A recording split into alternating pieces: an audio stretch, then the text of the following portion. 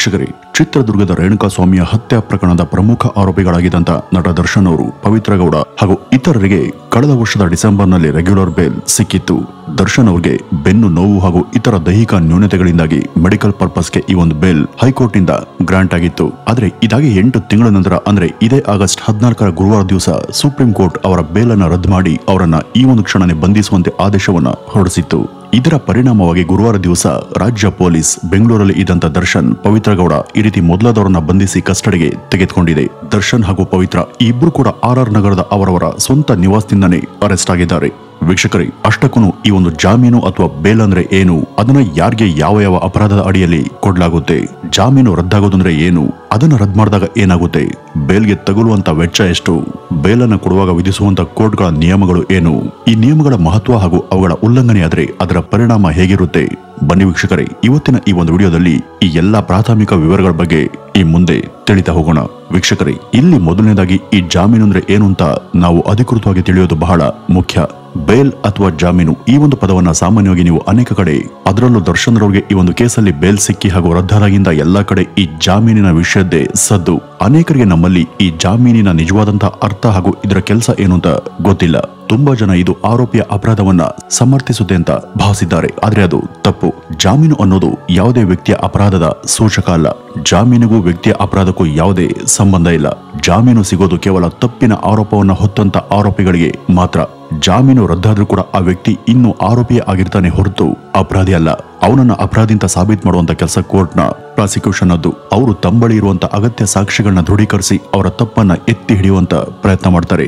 ಈಗ ಜಾಮೀನು ಅಂದ್ರೆ ಏನು ಅಂತ ಹೇಳುವುದಾದ್ರೆ, ಒಬ್ಬ ಆರೋಪಿಯನ್ನ ತನಿಖೆ ಅಥವಾ ವಿಚಾರಣೆ ನಡೆಯುವಂತ ವೇಳೆಯಲ್ಲಿ ಬಂಧನದಿಂದ ಬಿಡುಗಡೆಗೊಳಿಸೋದಕ್ಕೆ ಕಾನೂನಲ್ಲಿ ಒದಗಿಸುವಂತ ಒಂದು ವ್ಯವಸ್ಥೆ ಮಾತ್ರ.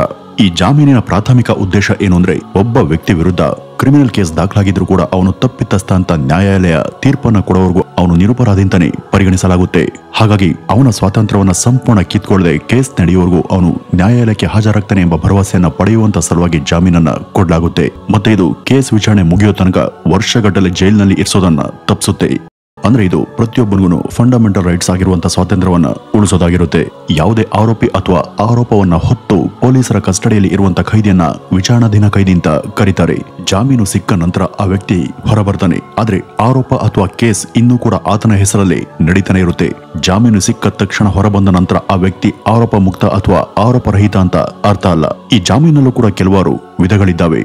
ಅದರಲ್ಲಿ ಮೊದಲನೇದ್ದು ರೆಗ್ಯುಲರ್ ಬೇಲ್ ಅಂದ್ರೆ ಸಾಮಾನ್ಯ ಜಾಮೀನು. ಇದು ಯಾವುದೇ ಆರೋಪಿಯನ್ನ ಬಂಧಿಸಿದ ನಂತರ ಅವನು ಕಸ್ಟಡಿಯಲ್ಲಿ ಇದ್ದಾಗ ನೀಡುವಂತ ಜಾಮೀನು. ಕಳೆದ ವರ್ಷ ದರ್ಶನ್ ಹಾಗೂ ಇತರರಿಗೆ ಇದೇ ಒಂದು ಜಾಮೀನು ಸಿಕ್ಕಿದ್ದು. ಇನ್ನು ಎರಡನೆಯದ್ದು ತಾತ್ಕಾಲಿಕ ಜಾಮೀನು ಅಂದ್ರೆ ಇಂಟರಿಮ್ ಬೇಲ್ ಅಥವಾ ಮಧ್ಯಂತರ ಜಾಮೀನು. ಇದು ಸ್ವಲ್ಪ ಸಮಯಕ್ಕಾಗಿ ಕೊಡುವಂತ ಜಾಮೀನು. ಸಾಮಾನ್ಯವಾಗಿ ಆರೋಗ್ಯ ಚಿಕಿತ್ಸೆ ಅಥವಾ ಕುಟುಂಬದ ತುರ್ತು ಕಾರಣಗಳಿಂದಾಗಿ ಕೊಡಲಾಗುತ್ತೆ. ನಿಜ ಹೇಳಬೇಕು ಅಂದ್ರೆ ರೇಣುಕಾಸ್ವಾಮಿಯ ಹತ್ಯೆ ಪ್ರಕರಣದಲ್ಲಿ ವಿಶೇಷವಾಗಿ ದರ್ಶನ್ ರವರಿಗೆ ಅವರ ದೈಹಿಕ ಸಮಸ್ಯೆ ಆಧಾರ ಅಥವಾ ಆ ಒಂದು ಕಾರಣದ ಮೇಲೆ ಕಳೆದ ವರ್ಷದ ಅಕ್ಟೋಬರ್ನಲ್ಲಿ ಮೊದಲು ಈ ತಾತ್ಕಾಲಿಕ ಜಾಮೀನನ್ನ ಕೊಡಬೇಕು ಅಂತ ಚರ್ಚೆ ಆಗಿತ್ತು. ಆ ಬಳಿಕ ಡಿಸೆಂಬರ್ನಲ್ಲಿ ಅವರಿಗೆ ರೆಗ್ಯುಲರ್ ಬೇಲ್ ಮಂಜೂರಾಯಿತು. ಇನ್ನು ಮೂರನೇದ್ದು ಪೂರ್ವ ಬೇಲ್ ಅಥವಾ ಆಂಟಿಸಿಪೇಟರಿ ಬೇಲ್ ಮತ್ತು ನಿರೀಕ್ಷಣಾ ಜಾಮೀನು. ಇದು ನಾನ್ ಬೇಲಬಲ್ ಅಪರಾಧಕ್ಕಾಗಿ ತಾನು ಬಂಧಿತನಾಗುವಂತ ಸಾಧ್ಯತೆ ಇದೆ ಅಂತ ಆ ವ್ಯಕ್ತಿ ಭಾವಿಸಿದಾಗ ಆ ವ್ಯಕ್ತಿಗೆ ಕೊಡುವಂತ ಜಾಮೀನು.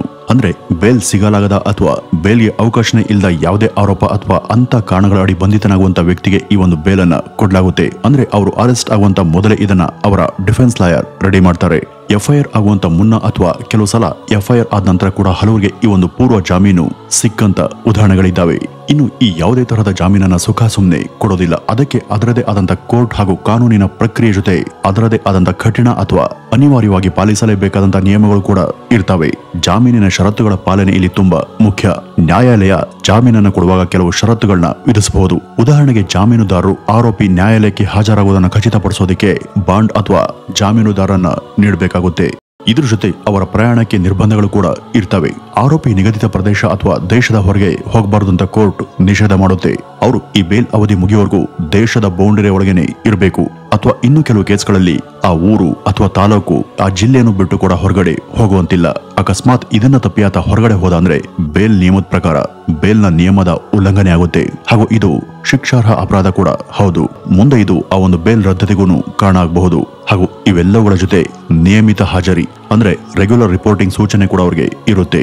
ಅಂದ್ರೆ ಒಬ್ಬ ಆರೋಪಿ ಆ ಒಂದು ಕೇಸ್ಗೆ ಸಂಬಂಧಪಟ್ಟಂತ ಪೊಲೀಸ್ ಠಾಣೆ ಅಥವಾ ನ್ಯಾಯಾಲಯದಲ್ಲಿ ಆಗಾಗ ಪೊಲೀಸ್ ಮತ್ತು ಕಾನೂನು ಬಯಸಿದಾಗೆಲ್ಲ ಅವರ ಮುಂದೆ ಹಾಜರಾಗಬೇಕು ಅಂತ ಆದೇಶ ಇರುತ್ತೆ. ಅವರು ಇದನ್ನ ಪಾಲಿಸ್ತಿದ್ದಾಗ ಅವ್ರಿಗೆ ಎಚ್ಚರಿಕೆ ನೋಟಿಸ್ ಕೂಡ ಬರಬಹುದು. ಅದಕ್ಕೂ ಇವ್ರು ಕೇರ್ ಮಾಡದೇ ಇದ್ದಾಗ ಅವರ ಬೇಲ್ ರದ್ದಾಗುವಂತ ಸಾಧ್ಯತೆ ಇರುತ್ತೆ. ಇಲ್ಲಿ ಜಾಮೀನು ರದ್ದಾಗೋದಕ್ಕೆ ಆರೋಪಿ ಆ ಜಾಮೀನಿನ ನಿಯಮಗಳಿಗೆ ನಾನು ಎಷ್ಟರ ಮಟ್ಟಿಗೆ ಬದ್ಧನಾಗಿದ್ದೇನೆ ಅನ್ನೋದು ಕೂಡ ತುಂಬಾ ಮುಖ್ಯ ಪಾತ್ರವನ್ನ ವಹಿಸುತ್ತೆ. ಅಂದ್ರೆ ಒಬ್ಬ ಆರೋಪಿ ಜಾಮೀನಿನ ಷರತ್ತುಗಳನ್ನ ಪಾಲಿಸ್ತಾ ಇದ್ರೆ ಅಥವಾ ಅವರ ವಿರುದ್ಧ ಅಥವಾ ಅವ್ರ ಪರವಾಗಿ ಹೊಸ ಸಾಕ್ಷಿ ಸಿಕ್ಕಿದ್ರೆ ಹಾಗೂ ಅವನನ್ನ ಮತ್ತೆ ಬಂಧಿಸುವಂತ ಅಗತ್ಯ ಇದ್ರೆ ಜಾಮೀನನ್ನ ರದ್ದುಪಡಿಸೋದಕ್ಕೆ ಅಲ್ಲಿ ಮುಕ್ತ ಅವಕಾಶ ಇರುತ್ತೆ. ಜಾಮೀನು ಕಾನೂನು ವ್ಯವಸ್ಥೆಯ ಪ್ರಮುಖ ಅಂಶ ಆಗಿದ್ದು ಅದು ಆರೋಪಿಯ ಹಕ್ಕುಗಳನ್ನ ಕಾಪಾಡೋದ್ರ ಜೊತೆಗೆ ನ್ಯಾಯ ಸಾಧನೆ ಅಗತ್ಯವನ್ನು ಕೂಡ ಅದು ಸಮತೋಲನದಲ್ಲಿ ಇಡುತ್ತೆ.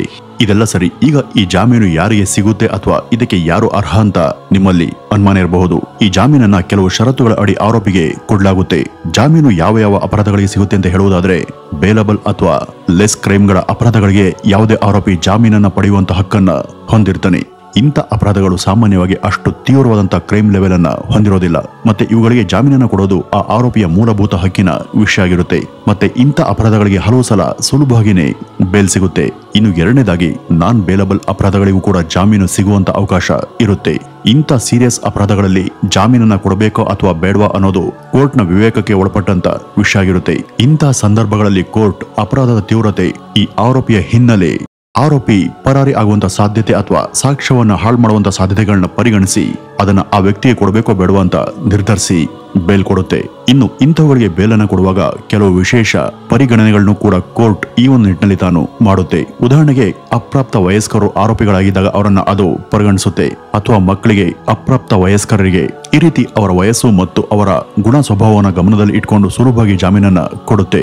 ಇನ್ನು ಆರೋಪಿಗಳ ಸ್ಥಾನದಲ್ಲಿ ಇರುವಂತ ಮಹಿಳೆಯರಿಗೂ ಕೂಡ ಇಲ್ಲಿ ವಿಶೇಷವಾದಂತ ಸೌಲಭ್ಯ ಇದೆ.